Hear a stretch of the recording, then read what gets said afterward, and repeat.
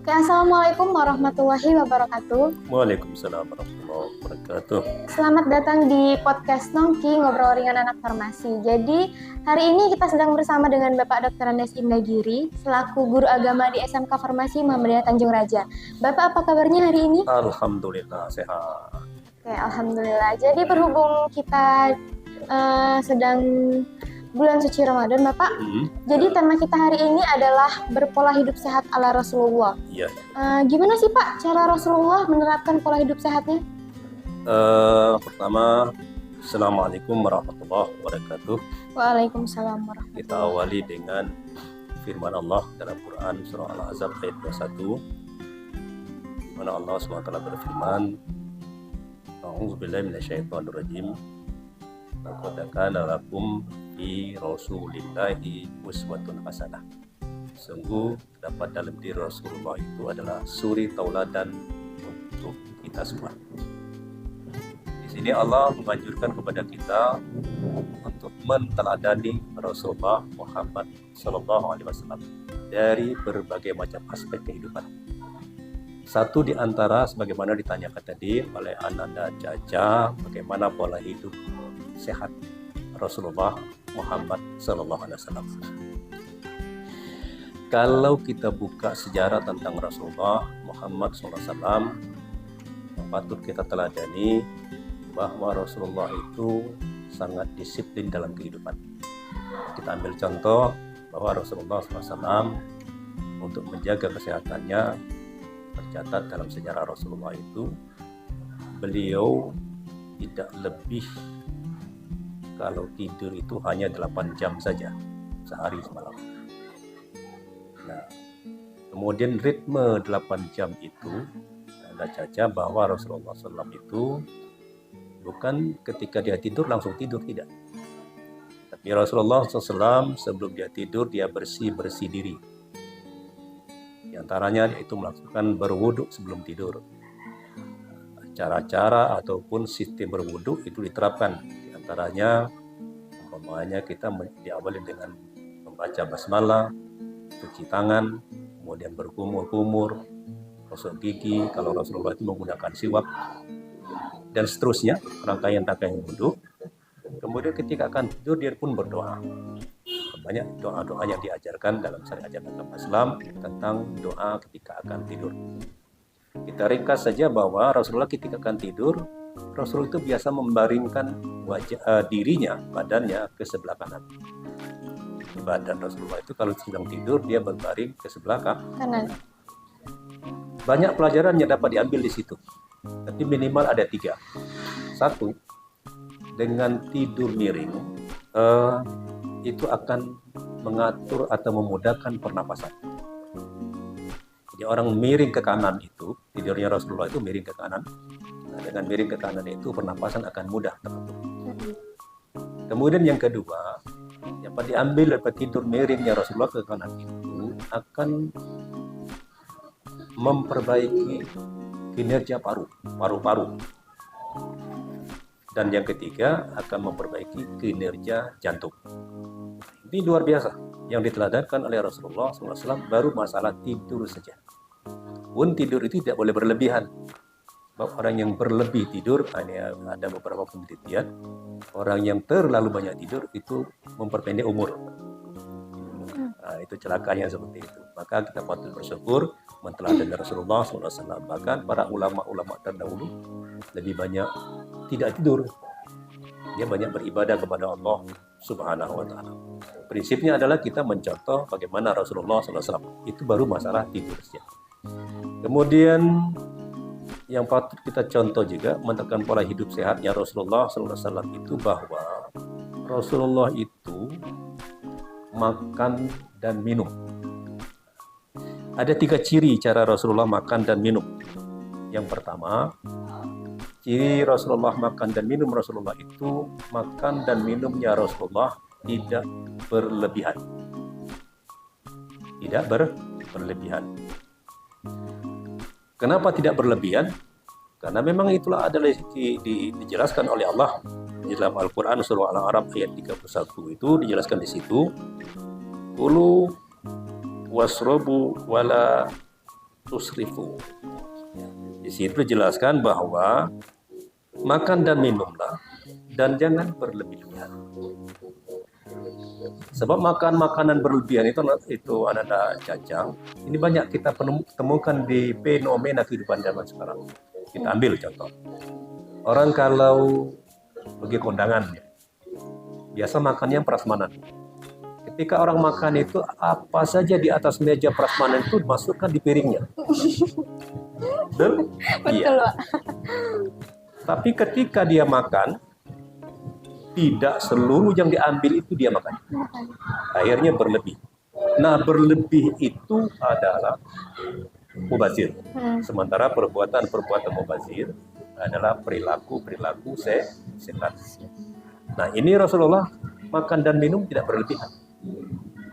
Nah, ini yang patut kita catatkan, bahwa pola hidup Rasul itu ritmenya itu luar biasa. Yang patut kita contoh dalam kehidupan ini. Kemudian Rasulullah SAW yang kedua, cara dia makan itu, makanan dan minumannya itu adalah makanan, minuman yang halalan, thayyiban. Halal dan juga baik. Nah, makanan itu bisa jadi halal, tapi cara mengambilnya atau mendapatkannya tidak halal. Itu pun tidak baik. Opor ayam, tapi hasil mencuri, kan juga tidak baik. Nah, itu tidak berlaku dalam pola kehidupan Rasulullah Sallallahu Alaihi Wasallam. Jadi makan dan minum itu harus disesuaikan porsi pada diri kita. Lebih baik kita nambah ketimbangan kita berlebih ketika kita makan. Pak, pengalaman ketika di Arab Saudi makan di hotel, ada sahabat mengambil makanan, tapi makanannya berlebih-lebih, tidak termakan. Akhirnya apa? Itu pelayan hotel itu, piring-piring itu dilempar-lempar gitu, gaduh timbulnya. Bapak cari tahu kenapa bisa begitu. Oh, ternyata mereka tidak suka makanan yang berlebih yang ada di piring itu. Kenapa? Makanan yang berlebih itu timbulnya menjadi mubazir. Siapa yang mau makan? Ternyata ini jadi pelajaran buat kita. Islam luar biasa mengajarkan kita jangan bersifat berlebih-lebihan. Kemudian lagi makanan harus halalan thayyiban. Boleh jadi makanan itu halal tapi tidak baik. Contohnya bagaimana? Bapak umpamanya darah tinggi, lalu Bapak mengkonsumsi daging daging kambing, ya, mengkonsumsi daging kambing. Sementara daging kambing itu bisa meningkatkan kolesterol tinggi. Itu juga tidak baik. Maka karena itu memilih makanan yang diajarkan oleh Islam, yang dicontohkan oleh Rasulullah Muhammad SAW adalah makanan yang halalan thayyiban. Itu yang kedua. Nah, yang ketiga, ada caca. Ini yang kadang-kadang berat bagi umat Islam. Bagaimana contoh yang dicontohkan Rasulullah makan? Makannya Rasulullah itu makan ketika lapar, berhenti sebelum kenyang. Nah, kita ini tidak kadang-kadang makannya belum lapar sudah makan. Makanya kita sering obesitas, ya, kelebihan berat badan. Kenapa? Belum lapar sudah makan. Bahkan sudah makan ngemil lagi. Iya kan? Iya, Pak. Betul. Nah, ini tidak sesuai dengan standar yang dicontohkan oleh Rasulullah. Rasulullah itu makan ketika lapar, berhenti sebelum kenyang. Nah, ini nampak luar biasa berat bagi kebanyakan orang untuk mencontoh yang ketiga ini, makan ketika lapar, berhenti sebelum kenyang. Apalagi di bulan Ramadan nih, ketika berbuka puasa, melihat makan dan minum di atas meja itu luar biasa. Nafsunya itu tidak terkendali. Padahal berpuasa adalah untuk pengendalian hawa nafsu dalam makan dan minum. Nah, ini 3 kriteria contoh makan dan minumnya Rasulullah Muhammad SAW dalam menerapkan pola hidup sehat. Itu baru yang kedua. Kemudian ada caca, ada ritme kehidupan Rasulullah. Ini luar biasa. Rasulullah itu, ini yang ketiga. Dia bangun pagi itu sebelum subuh. Jadi Rasulullah itu mengatur sepertiga malam terakhir dia bangun. Katakanlah malam itu dimulai mulai jam berapa? Jam 6 katakanlah. Jam 6, jam 7, 8, 9, 10. Ya kan? Ini sepertiga malam pertama. 11, 12, 1, 2. Sepertiga malam kedua. Jam 3, jam 4, jam 5, jam 6, sepertiga malam terakhir. Nah, jadi Rasulullah itu ritme bangun paginya itu sepertiga malam terakhir.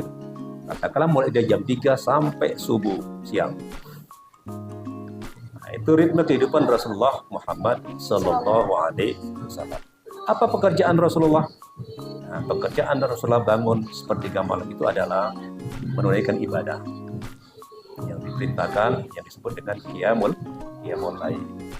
Tentu dengan diawali dengan berwudu seperti biasa, ritme berwudu, tuntunan berwudu. Sampai menjelang subuh dan masuk sholat subuh, itu Rasulullah SAW luar biasa. Kenapa bangun sepertiga malam itu sangat dianjurkan? Bangun sepertiga malam itu sangat dianjurkan karena udara di suasana sepertiga malam itu udara yang katakanlah masih higienis bersih. Ketika kita hirup udara itu, napas dada kita terasa lapang. Itu kalau kita biasakan seperti itu. Nah, ini sangat disarankan dalam syariat ajaran agama yang dicontohkan oleh Rasulullah Muhammad Sallallahu Alaihi Wasallam. Kemudian ada lagi ritme kehidupan Rasulullah itu setelah sholat subuh. Nah, ini jarang diperhatikan orang. Ritme Rasulullah SAW setelah dia sholat subuh, Rasulullah itu minum segelas air. Lalu segelas air ini dicampur dengan madu. 1 sendok. Ya, dicampur dengan madu 1 sendok. Itu diminum oleh Rasulullah Muhammad Sallallahu Alaihi Wasallam setelah subuh. Pelajaran apa yang dapat diambil di situ? Nah, ini tugas Ananda Caca di farmasi, teliti itu. Kenapa bisa demikian? Sebagai keterangan yang Bapak baca bahwa air yang dicampur dengan madu diminum awal pagi sebelum ada makan dan minum itu sangat bagus untuk pencernaan. Nah, bagus untuk pencernaan. Mungkin itu pereda daripada asam lambung. Mungkin di situ pereda umpamanya sembelit. Mungkin itu pereda berbagai macam penyakit lambung. Itu sangat bermanfaat untuk kesehatan. Ini contoh dari Rasulullah Muhammad SAW. Kemudian di awal pagi, ada ritme Rasulullah SAW di awal pagi. Mungkin masuk waktu duha. Nah, di waktu duha Rasulullah Muhammad SAW, Caca, Rasulullah itu biasa makan buah kurma, ajwa namanya. Sebab kurma Rasulullah itu namanya ajwa, 7 butir. 7 butir. Ganjil. Dengan hitungan ganjil. Rasulullah itu kalau dia makan buah kurma selalu dengan hitungan ganjil. Banyak sekali itu pelajaran yang dapat diambil. Kenapa Rasulullah itu makan buah kurma itu mesti ganjil? Kita coba nanti kita cari tahu kenapa dia ganjil. Nah, kita kembali kepada yang tadi. Rasulullah waktu awal pagi, waktu duha, dia makan buah kurma 7 biji. 7 biji. Ada satu keterangan Ananda Caca bahwa Rasulullah Shallallahu Alaihi Wasallam mengkonsumsi kurma 7 biji itu. Ada kisah ketika dalam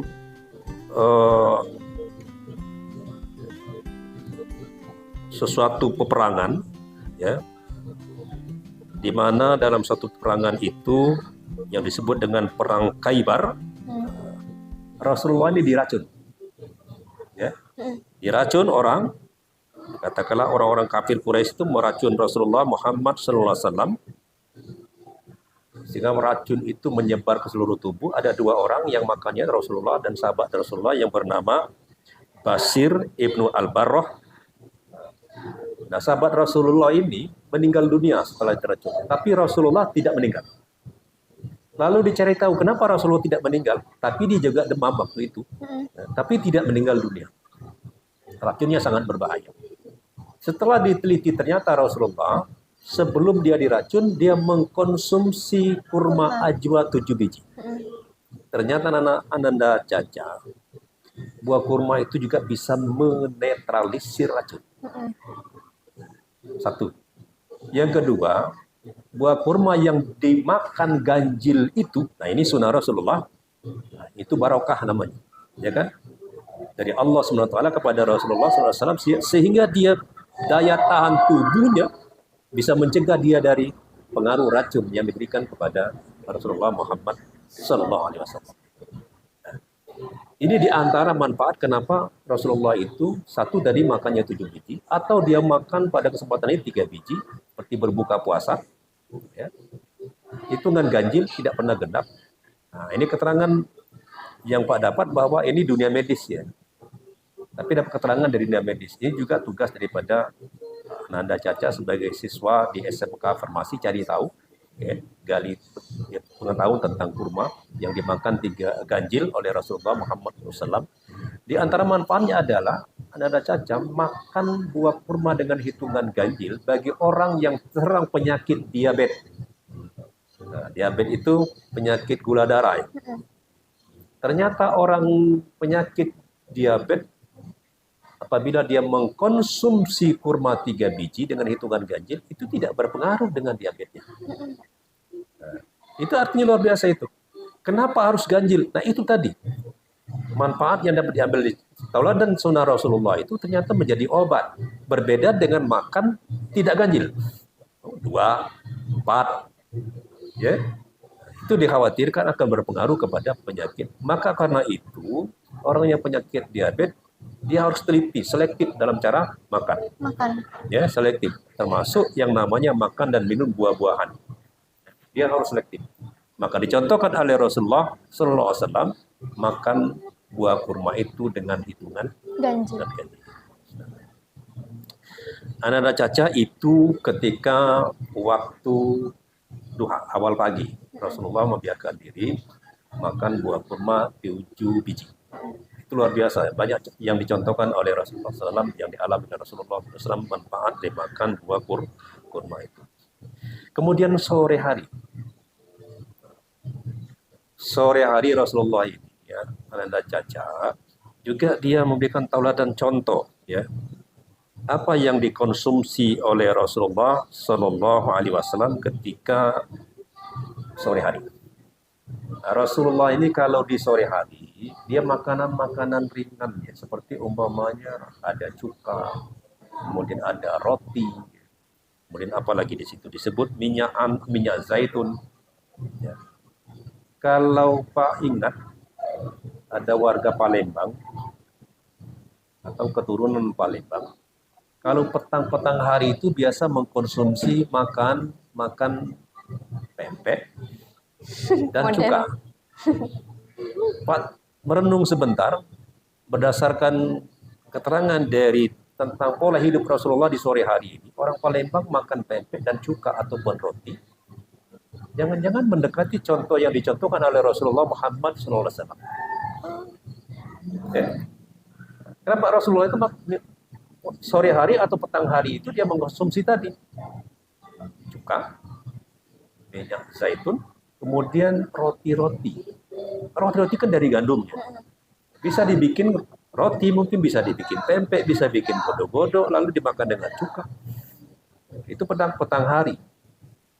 Itu yang diteladankan oleh Rasulullah Muhammad Sallallahu Alaihi Wasallam tentang konsumsi atau makanan yang dilakukannya ketika petang atau sore hari. Lalu apa manfaat? Ternyata bukan tanpa manfaat. Yang dilakukan oleh Rasulullah itu luar biasa, banyak sekali manfaat. Di antara manfaatnya adalah diterangkan di sini adalah mencegah lemahnya tulang. Jadi kalau kita lemah tulang, biasakan seperti teladan konsumsi yang dilakukan oleh Rasulullah Muhammad SAW. Kemudian mencegah kepikunan. Ini luar biasa dicontohkan dari Rasulullah. Itu kebiasaan sore hari Rasulullah SAW. Kepikunan itu biasa terjadi pada hari tua. Jadi orang-orang yang biasa menteladani apa yang dilakukan oleh Rasulullah petang hari itu, seperti yang dikonsumsi oleh Rasulullah itu, ternyata mencegah kekeropos tulang, kelemahannya tulang, kemudian mencegah kepikunan ketika hari tua. Nah, ini yang dicontohkan oleh Rasulullah Muhammad SAW dalam kehidupannya sehari-hari. Ada Caca, ini sekelumit barangkali tata cara atau pola hidup sehat yang dilakukan oleh Rasulullah Muhammad SAW.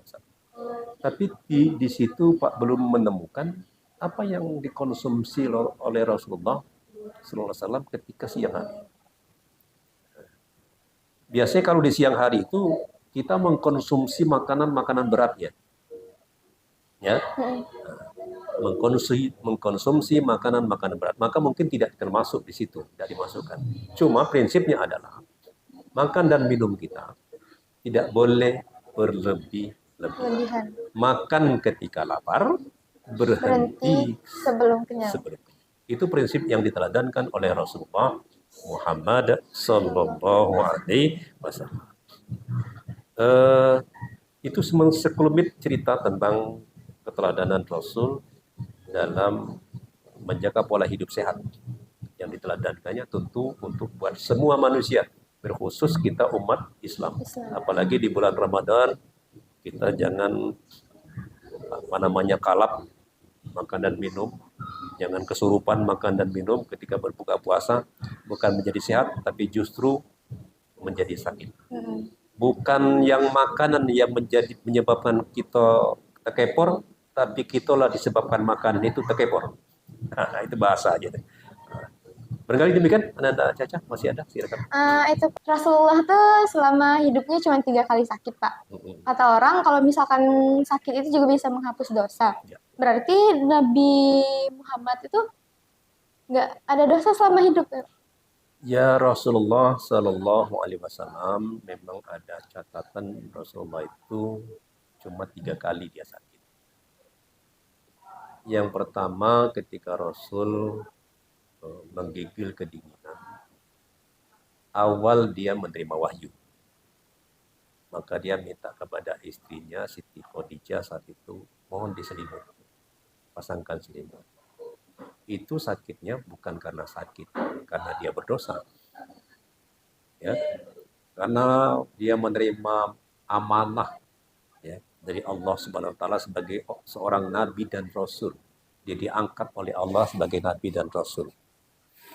Tanggung jawab yang luar biasa dan berat. Dan bagi orang yang punya keimanan yang luar biasa, diberikan amanat itu sebenarnya bukan suatu kegembiraan. Ini beban berat, tapi harus dipikul beban itu. Nah, ini menyebabkan gemetarnya Rasulullah SAW. Itu dianggap sebagai suatu hal yang disebut dengan dia mengalami sakit. Maka dia diselimuti. Kemudian yang kedua, ketika Rasulullah tadi diracun oleh orang ketika dalam perang Khaibar tadi. Dia sakit juga dia, tapi tidak menyebabkan dia meninggal dunia. Tapi sahabatnya karena diracun, ya, meninggal dunia. Rasulullah SAW tadi sudah kita bahas bahwa kenapa Rasulullah itu tidak mengalami yang namanya kematian. Di antaranya bahwa Rasulullah itu membiasakan diri pola hidup sehat. Jadi makan buah kurma ajwa sebanyak 7 butir. Itu sesungguhnya hidayah dan rahmat dari Allah Subhanahu wa taala untuk Rasulullah Muhammad sallallahu alaihi wasallam. Kemudian yang ketiga, Rasulullah itu mengalami sakit panas ketika menjelang ajal. Cuma 3 kali itu dia sakit. Nah, sekarang ada yang berpendapat bahwa sakit itu menghapus dosa. Iya. Bagi umat Islam sakit itu bisa menghapuskan dosa. Asalkan yang si sakit itu sabar. Ya. Sabar dengan musibah. Sebab musibah itu anak-anak sekalian, anak-anak Caca dijelaskan oleh Allah dalam Al-Quran surat Al-Baqarah ayat 155 itu, A'udzubillahi minasyaitonirrajim. walanabluwannakum bisyai'in minal khawfi wal ju' wa naqsin minal amwal wal anfus was samarat. Ya, ada 5 macam di situ. Khauf, takut, khawatir, was-was, gelisah. Ada semua pada diri kita itu. Ya, rasa takut, khawatir, gelisah.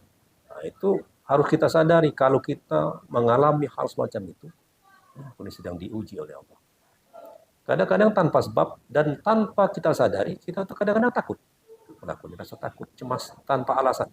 Nah, ya, artinya kita sedang diuji oleh Allah Subhanahu wa Ta'ala. Termasuk tadi masalah sakit. Sakit itu kan semacam sesuatu yang menghantui kita. Apapun bentuk sakit itu. Nah, timbul kecemasan, rasa takut. Nah, itu kan? Nah, itu ujian daripada Allah SWT. Kemudian yang kedua, walju itu kelaparan. Bapak sering mengidentikan bahwa kelaparan di sini dengan kemiskinan. Orang miskin selalu dekat dengan lapar. Nah, jadi kalau kita miskin, itu sedang diuji oleh Allah Subhanahu wa Ta'ala. Tapi jangan betah miskin. Ya, jangan betah miskin. Sebab zaman sekarang orang betah dengan kemiskinan dan bangga dengan kemiskinan. Tidak boleh. So, kalau kita tidak mau keluar dari kemiskinan itu, justru kita akan selalu miskin. Itu mental. Ada orang kaya bermental miskin. Sudah banyak dia harta kaya, tapi mental miskin, masih minta terus. Ya. Kemudian lagi, walaupun dia miskin tapi tidak bermental miskin, nah itu bagus. Dia tidak mau meminta-minta. Nah, ini yang kedua, yang diujikan, pasti diujikan Allah kepada setiap manusia itu. Wal ju', kelaparan atau Pak identikan dengan kemiskinan. Nah, kalau kita miskin, sadari itu ujian dari Allah, tapi berusaha keluar dari kemiskinan. Yang ketiga, wa naqsimul amwal, kekurangan harta benda. Maksud kekurangan harta benda ini Anda caca. Boleh jadi kita banyak harta. Ya. Rumah kita ada, kebun kita punya, sawah kita punya, ya, kendaraan kita punya. Apa saja kita punya. Tapi sewaktu-waktu Allah akan uji. Contoh, diuji oleh Allah dengan kehilangan harta. Bagaimana cara kehilangan harta itu? Mungkin kebakaran, mungkin kecurian, mungkin dihantam gempa bumi, mungkin dihantam tsunami, jika harta itu habis. Nah, ini ujian. Termasuk di sini bukan harta saja, posisi jabatan. Ya. Orang biasa menjabat sesuatu, lalu tidak lagi menjabat sesuatu. Bagaimana tuh rasanya? Mengalami semacam satu penyakit, apa yang disebut dengan psikosomatik, kecemasan yang luar biasa. Yang tadi enak, sekarang tidak enak. Kemarin-kemarin dikawal orang, sekarang tidak lagi dikawal. Itu tidak enak. Ya. Nah, ini sedang diuji. Wa naqsimul amwal, kekurangan harta. Yang keempat, wal anfus. Wal anfus itu kematian. Kematian. Ujian Allah SWT. Setiap orang mesti bertemu dengan mati. Ya. Rasanya di muka bumi tidak ada orang yang awet. Semuanya mati. Orang kaya mati, orang miskin mati. Orang cantik mati, orang jelek mati. Orang putih mati, orang hitam juga mati. Dan semua orang akan mengalami kematian. Ini wal anfus, kematian. Pasti akan hadir pada setiap yang namanya makhluk yang bernyawa. Kullu nafsin dha'iqatul. Setiap yang bernyawa pasti akan bertemu dengan kematian. Nah, ini yang keempat. Yang kelima, wasamarat, kekurangan buah-buahan. Kekurangan buah-buahan. Baca klik.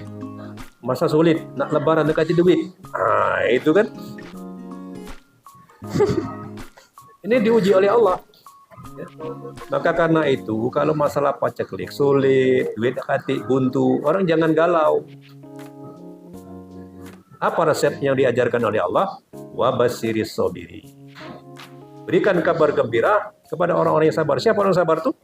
Alladzina idza asabathum musibatun qalu inna lillahi wa inna ilaihi raji'un. Ya. Orang-orang yang sabar itu apabila ditimpa musibah, dia akan berseru, sesungguhnya innalillahi wa inna ilaihi raji'un. Sesungguhnya kita ini dari Allah dan akan kembali kepada Allah. Itu kata kunci. Jadi kalau sakit tadi kita sabar, sabar, maka itu yang menghapus dosa kita. Tapi kalau sakit tidak sabar, itu bukan menghapus dosa, tapi menjadi beban. Kalau misalkan sakit tuh Pak, terus kita ngeluh, itu bakal jadi dosa nggak sih? Kalau ngeluhnya disadari, lalu dia beristighfar, itu tidak menjadi dosa. Tapi kalau mengeluhnya terus-menerus, itu bukan menjadi penghapus dosa, menimbulkan dosa. Jadi kalau kita ngeluh manusiawi, aduh sakitnya gigi aku, astagfirullahaladzim, itu manusiawi. Tidak ada orang sakit gigi tersenyum. Aduh enaknya sakit gigi, tidak ada.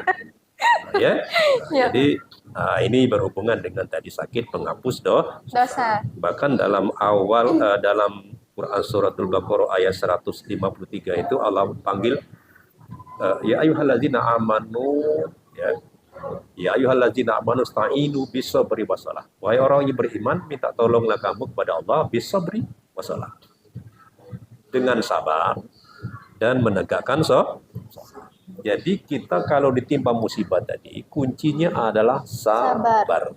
Itu kata kunci. Ini Ramadan bulan sabar, melatih diri kita untuk sabar. Lapar sabar, haus sabar. Walaupun di depan kita banyak makanan dan minum, tetap sabar. Kendalikan diri. Oke? Silakan. Ada pertanyaan lagi nih Pak. Boleh. Gimana tips untuk kita semua supaya berpola hidup sehat sama kayak Rasulullah SAW? Ya, bagus. Jadi bagaimana kita menerapkan pola hidup sehat ala Rasulullah SAW? Tentu kita ittiba. Ittiba di sini artinya mencontoh apa yang telah dilakukan oleh Rasulullah SAW. Ya kita mungkin tidak seluruhnya mampu melakukan itu. Minimal kita mencontoh di antara yang dicontohkan oleh Rasulullah Muhammad SAW. Umpamanya kita akan tidur berwudu, kemudian akan tidur kita berdoa, minimal seperti itu. Selanjutnya pola-pola kehidupan Rasulullah itu kita terapkan dalam kehidupan kita. Cara makan, ya. Jangan berlebih-lebihan makan itu, sebab di dunia medis kan bisa semacam ada pengelompokan lambung, posisi lambung menerima makanan. Sepertiga makanan berat, sepertiga air, sepertiga udara di lambung kita. Itu yang dicontohkan oleh Rasulullah Muhammad SAW. Sehingga lambung kita itu jauh dari penyakit. Ya kan? Apabila kita mencontoh apa yang dicontohkan oleh Rasulullah Muhammad SAW. Cuman kita negara kalap, tahu kalap? Kesurupan makan. Kalap. Ya, kalap itu kesurupan makan. Hilap. Ya, hilap makan. Pokoknya hendak kenyang tidak berhenti. Ini penyakit kita itu. Makanya kita sering terserang suatu penyakit, khususnya penyakit lambung. Nah, berupaya kita mencontoh apa yang dicontohkan oleh Rasulullah Muhammad SAW agar kita juga seperti Rasulullah, hidup kita sehat. Yang Rasulullah tercatat tiga kali dia sakit, ya, selama hidup beliau. Kemudian tentu ada Caca, menerapkan pola hidup sehat ini adalah kembali kepada diri kita, ya, kembali kepada diri kita. Sebagaimanapun bagus dan luar biasanya apa yang dicontohkan oleh Rasulullah untuk kita, kalau tidak diawali dari diri kita, itu tidak mungkin terjadi. Pola hidup sehat itu, baik secara pribadi maupun keluarga, apa di lingkungan tempat tinggal kita. Pola makan jangan berlebih-lebihan, itu banyak sekali manfaatnya. Bukan hanya sekadar untuk diri kita pribadi, tapi juga untuk orang lain. Pola hidup makan jangan berlebihan. Berapa banyak yang bisa dihemat makanan dan minuman kalau tidak berlebih-lebihan, ya kan? Coba orang yang berlebih-lebihan itu tersisa makanannya, kemana sisa makanan? Orang lain tidak mau lagi makan. Ya kalau dimakan hewan ternak, kalau tidak akan terbuang sia-sia. Nah, ini yang patut kita terapkan dalam kehidupan kita. Diawali dari diri kita Sendiri. Oke, seperti ini kali. Baik Bapak, terima kasih atas ilmunya hari ini dan terima kasih sudah meluangkan waktu bersama saya di sini. Oke semuanya, terima kasih atas perhatiannya. Saya tutup podcast hari ini. Wassalamualaikum warahmatullahi wabarakatuh. Waalaikumsalam warahmatullahi wabarakatuh.